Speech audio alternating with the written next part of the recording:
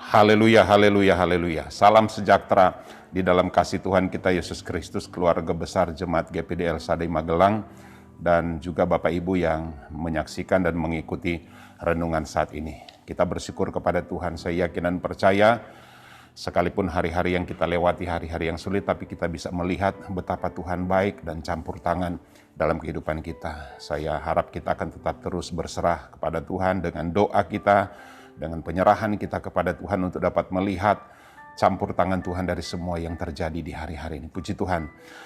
Saat ini kita akan belajar satu bagian kebenaran firman Tuhan.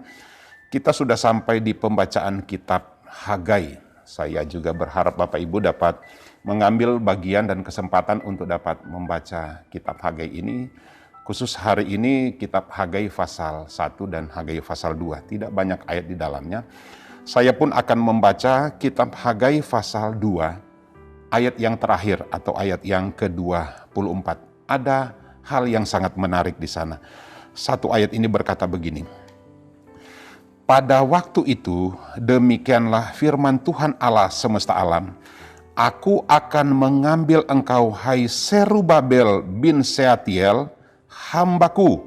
Demikianlah firman Tuhan. Dan akan menjadikan engkau seperti cincin meterai. Saya tekankan dua kata ini, cincin meterai. Sebab engkaulah yang kupilih, demikianlah firman Tuhan semesta alam. Sebagaimana saya sudah katakan tadi, ada dua kata yang saya tekankan, cincin meterai.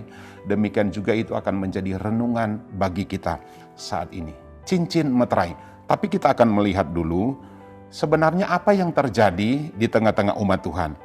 Dalam segala keadaan, umat Tuhan saat itu sementara mengalami kemerosotan. Ya, menabur tanpa menuai, itu di pasal yang pertama dijelaskan. Makan tidak kenyang, minum tidak puas.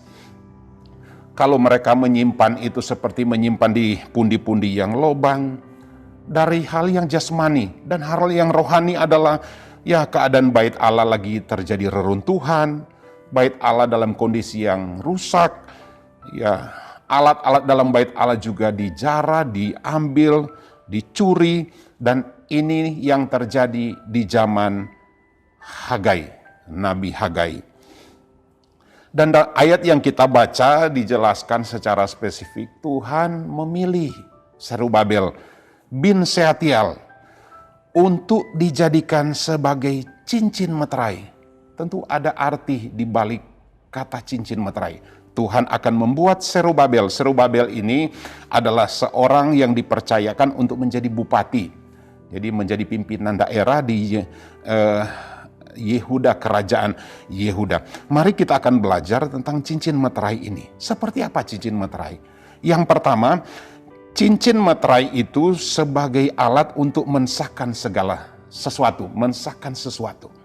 Jadi apa itu keperaturan, apa itu kebijakan, atau itu keputusan, itu ada kepastian kalau ada cincin meterai.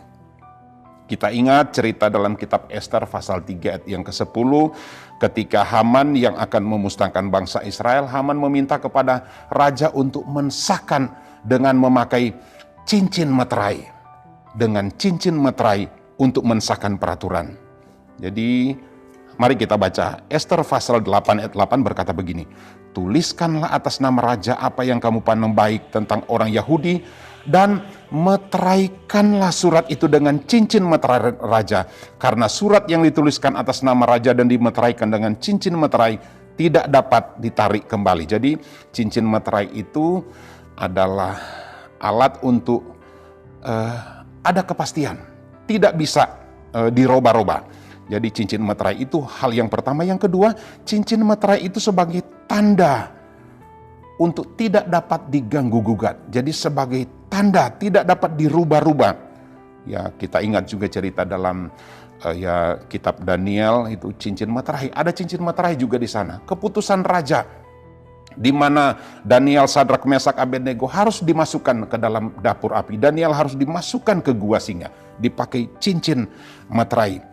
Kita ingat juga cerita tentang kubur Yesus, dimeteraikan supaya tidak ada orang satupun yang bisa masuk ke kubur Yesus.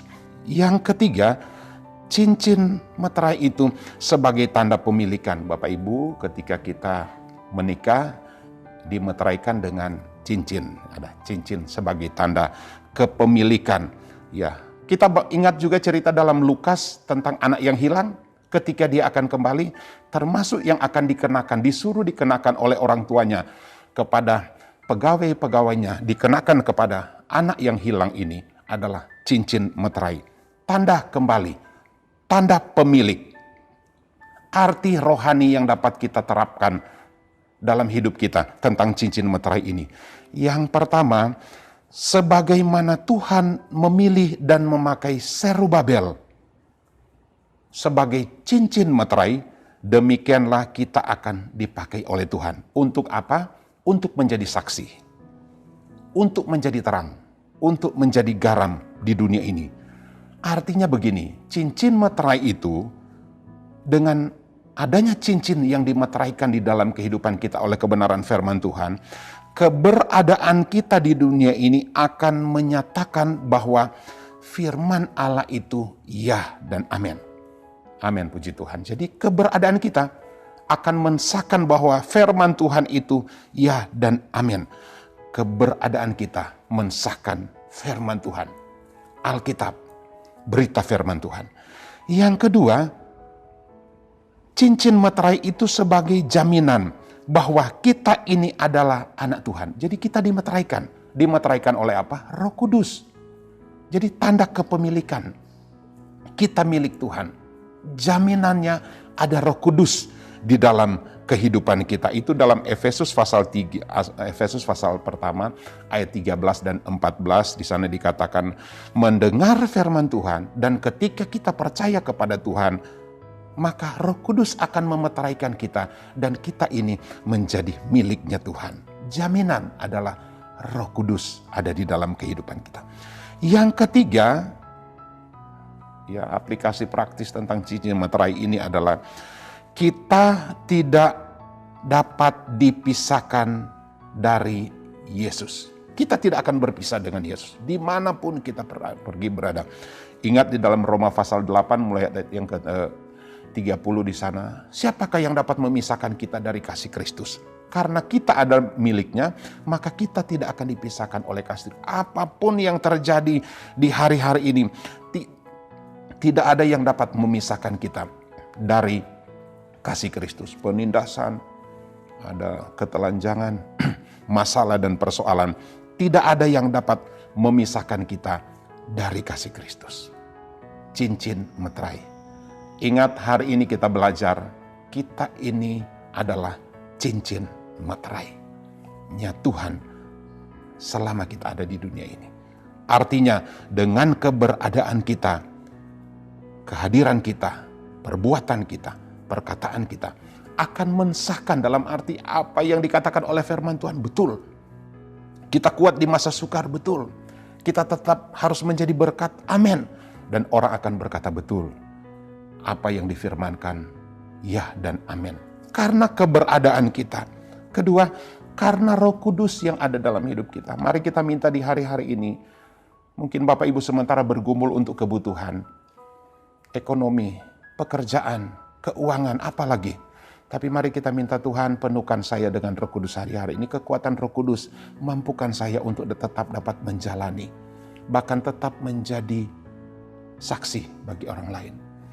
Yang ketiga, Tuhan, ingat, kita tidak terpisahkan dengan Tuhan. Tuhan ada di dalam kita dan kita ada di dalam Dia. Apapun yang terjadi, kalau kita ada di dalam Tuhan, bukan kita yang menyelesaikan masalah, tapi Tuhan yang ada di dalam kita. Dia akan berkata, kamu akan diam saja dan aku yang akan berperang bagi kamu, menggantikan kamu. Amin. Puji Tuhan, saya yakin dan percaya cincin meterai itu ini akan mengingatkan kita betapa Tuhan baik bagi kita. Dia Allah yang begitu mengasihi kita. Tuhan Yesus memberkati kita semua. Mari kita berdoa. Alangkah limpahnya kebaikan-Mu yang telah Kau simpan bagi kami keluarga besar Jemaat GPD El Shaddai Magelang, yang takut akan Engkau yang telah kau lakukan bagi kami umat-umat-Mu yang berlindung kepadamu. Kami akan tetap tinggal di dalam Engkau, berjalan di dalam Engkau, hidup bersama-sama dengan Engkau. Sebab dengan kekuatan kami tidak mampu. Tolong kami umat-umat-Mu, setiap orang-orang percaya, hamba-hamba-Mu, pelayan-pelayan-Mu, siapa saja Tuhan. Biar kami tetap tinggal di dalam naungan kasih kemurahan Tuhan. Terima kasih, kami mengucap syukur. Kami adalah cincin materainya Tuhan, ada di dalam dunia ini. Kami berharga dan berarti, Tuhan memperhatikan kami. Dalam nama Yesus kami berdoa mengucap syukur, haleluya, haleluya. Amin.